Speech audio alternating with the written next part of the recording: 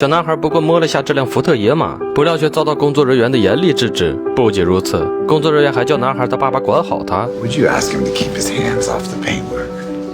看到工作人员如此恶劣的态度，忍无可忍的爸爸当即回怼道 It looks fantastic, but inside, it's a lump of lard dressed up to fool the public. My advice is lose the inline six and that idiotic 3-speed, shorten the wheelbase, somehow lose half a ton, and lower the price.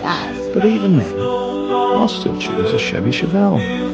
工作人员不会想到，他面前这个男人将会在不久后拯救福特公司于水火之中。这里是20世纪60年代的美国，福特在汽车市场上一家独大，根本找不到对手。可就在福特还在生产规规矩矩的商务车时，一家名叫法拉利的公司悄然兴起。他们做出的车无一例外都是饱含着激情的跑车。福特老总知道再这样下去，人们会对福特失去信心，于是他叫公司员工尽快想出方案。因为高层提出了建议，他知道最近法拉利的经济状况并不好，所以他们可以收购法拉利，只要垄断了汽车市场，宝座就还是属于福特的。老总同意了他的建议，把这件事交给他全权负责。高层来到法拉利公司，和法拉利老总一番交涉，原本气氛十分融洽，差一点他就要在合同上签字了。但就在最后关头，法拉利老总问出了关键问题。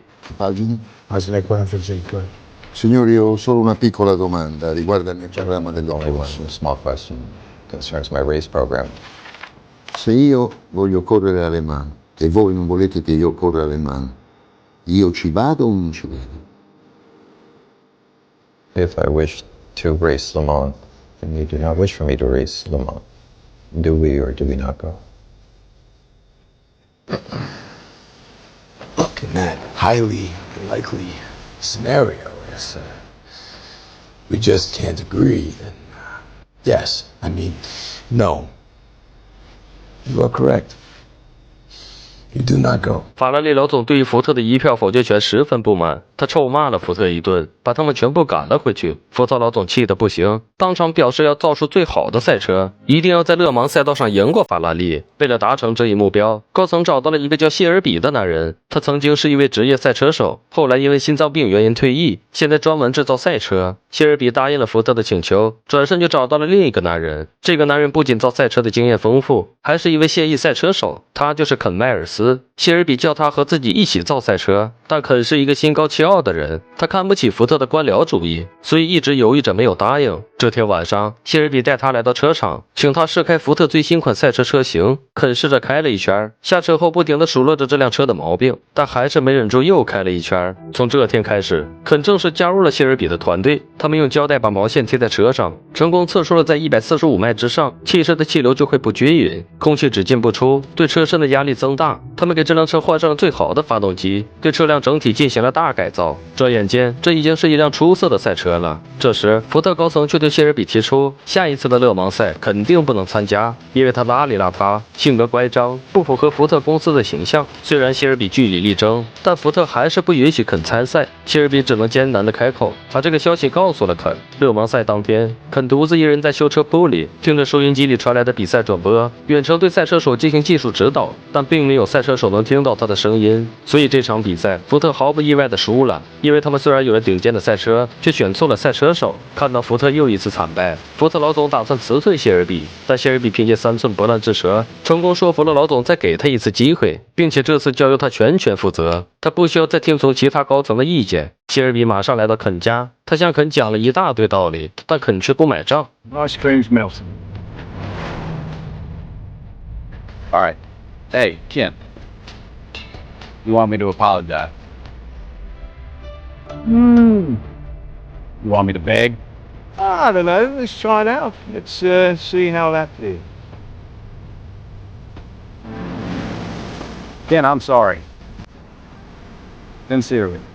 听完道歉后，肯觉得并没有消气，于是给了谢尔比一拳。谢尔比也不甘示弱，把肯扑倒在草地上，两个大男人就这样扭打在了一起。不过打过之后，他们之间的事就一笔勾销了。有时候，男人之间的矛盾就是这么容易化解。肯再次加入了谢尔比的团队，尽心尽力地和他一起打造赛车。在一次测试中，由于转速过快，导致刹车片发热，肯开的车刹车失灵了，他不受控制地撞上了路边的油桶，整辆车瞬间燃起大火。好在肯并没有受伤，才刚刚死里逃生的他，又开始研究解决刹车片问题的办法。不久之后，福特的老总来到赛车制造基地，谢尔比邀请他坐最新款的赛车，老总坐上了副驾驶，谢尔比开着车风驰电掣地冲了出去，一圈下来，老总忍不住哭出了声音，但他并不是因为害怕，他只是在遗憾自己的父亲没有体验过这辆车的速度。谢尔比趁热打铁提出建议，让肯在迪通拿耐力赛上登场，如果他拿到了冠军，就让他代替福特去搞勒芒赛。老总答应了。转眼到了迪托拿大赛的这一天，前6个小时的比赛中，肯一直保持着微弱的领先优势，身后一辆法拉利紧追不舍。可是，在进入维修站时，法拉利请的专业维修团队比谢尔比的团队稍微快了一点，这微不足道的一点时间就抹消了肯的微弱优势。要想赢下比赛，他只能背水一战，奋起直追。但福特高层却不允许他开到6000转以上，因为那样的话，发动机会过热，可能会再次刹车失灵。眼看比赛马上就要结束了，再这样下去，肯就拿不到冠军了。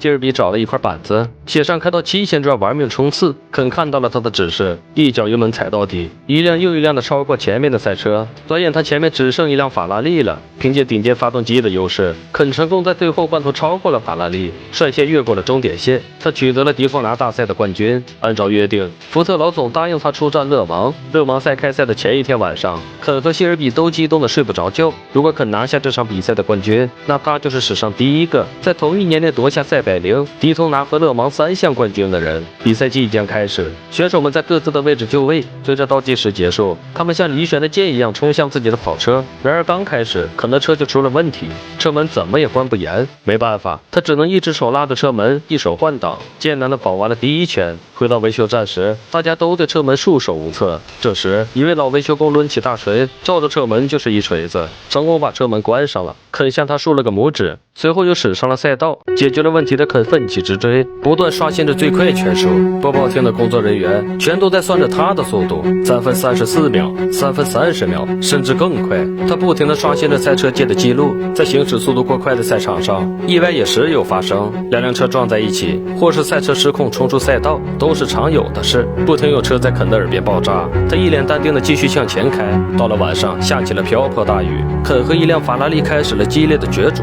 肯不断踩油门想追上法拉利，车的转速越来越快，终于导致了刹车片过热。他缓慢地把车开进了维修站，维修人员马上开始行动，给他的车换了套整套刹车系统。虽然这道工序花了很多时间，但却让肯之后的比赛如虎添翼。他和法拉利并驾齐驱，两个人都疯狂踩油门，两辆车的转速都已经上了8000转，甚至接近9000转。最后法拉利的发动机不堪重负，起火落到了后面，肯一骑绝尘跑在最前面，为福特奠定了绝对优势。可这时福特的高层又出了幺蛾子，他们想让肯放慢速度，等待第2名、第3名的福特车追上来。3辆车一起开过终点线，那将是一幅被历史铭记的画面。谢尔比把这件事转达给了肯，但他尊重肯的意见，如果他不这么做，没有人敢强求他。肯保持着7000转开到了最后，但想起谢尔比的付出和他夹在中间的为难之处，肯最终还是放慢了速度，让3辆车一起冲过了终点线，留下了一段佳话。勒芒赛2个月后的第一次赛车测试上，肯的刹车再度失灵，这次他没有那么幸运了，而是在一片浓雾中当场死亡。肯的一生虽然短暂，但光辉灿烂，他会做一名优秀的赛车手，永远被后人所铭记。